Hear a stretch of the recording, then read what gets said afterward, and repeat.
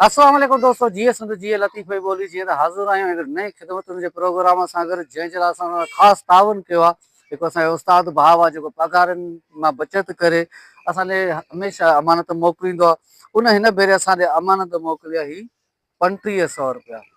जे मां सोचियो ई आहे, तव्हांखे ख़बर आहे त अॼुकल्ह गुरबत हिते अची पहुती आहे जो माण्हू वेले लाइ परेशान आहिनि। पोइ सोचियो त हज़ार रुपये राशन वठूं। ही त थी वियो 3 घरनि जो राशन, बाक़ी रहिया ही 500 रुपया। ॾिसूं था कहिड़े नसीब में था अचनि। जीअं त ही तयारु कया अथव सामान? जी सर, छा कढियो अथव? 3 किलो चांवर ऐं उन खां अलावा 1 किलो गिहु ऐं उन खां अलावा 3 किलो अटो, साबुण, लूणु, मिर्च। ठीकु आहे। ही थी विया तव्हां चांवर, गिहु 3 किलो, ही तव्हांजो अटो 3 किलो, ऐं ही तव्हांजो लूणु, मिर्च ऐं साबुण। ही टोटल 1000 रुपए जो। जी सर, टोटल 3 आइटम ठाहिया अथव, 3 घरनि जा पूरा सर पूरा। जी बाबा, ख़ैर सां पुॼी वियासीं। ही तव्हांजो 3 किलो अटो बचड़नि जे लाइ, 3 किलो चांवर, 1/2 किलो गिहु, ही साबुण, लूणु, मिर्च। महिरबानी साईं। जंहिं भाउ अमानत मोकिली आहे, तव्हां भाइरनि जे लाइ 3500 मोकिली, 1000 तव्हां लाइ राशन वरितो, 1000 ॿियनि खे पुॼाईंदा। उन लाइ छा चवंदो? दिल ख़ुशि थी? हा, दिल ख़ुशि थी। जी दोस्तों, ही असांजो भाउ माज़ूर थी वियो आहे के हादसे सबबु ॻाल्हाइण जो त ही सघ विञाए चुको आहे, ॻाल्हाईंदो कोन आहे, भाई सम्झंदो सभु आहे। ख़ुशि आहियो? तबियत सही आहे? बचड़ा नंढड़ा बि ख़ुशि आहिनि? सलामत हुजो।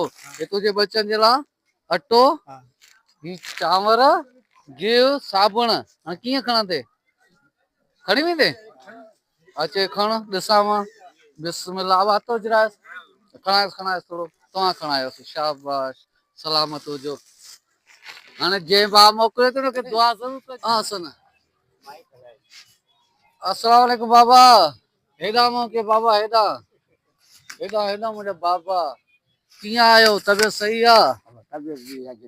चलो अल्लाह पाक आबाद रखंदो।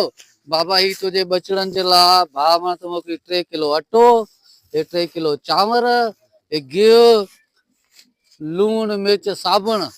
जे भाउ तव्हांजे लाइ अमानत मोकिली, उन लाइ छा चवंदे? दुआ कंदेसि? दुआ कंदोमांसि साईं, बिल्कुलु। अच्छा बाबा, हीअं तोखे कॾहिं कोई ईअं ॾेई वियो आहे सामान करे राशन? न न न न कोई न ॾींदो? न। अञा खसींदा हूंदा।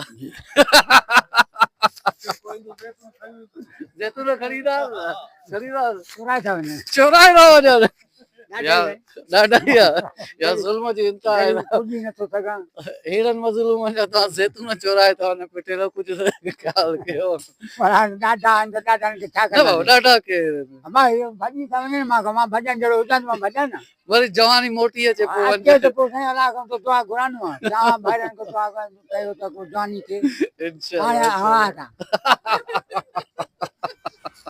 जी दोस्तों, बाक़ी ही आखिरी 500 रुपया बचा ने सोचा पियो भाई दुकानदार ॻाल्हि कई त हिकिड़ो ग़रीब मिसकीन आहे, उनखे ही राशन था वठी ॾियूं। अल्लाह पाक क़बूल फरमाए। बाबा, चांवर, अटो,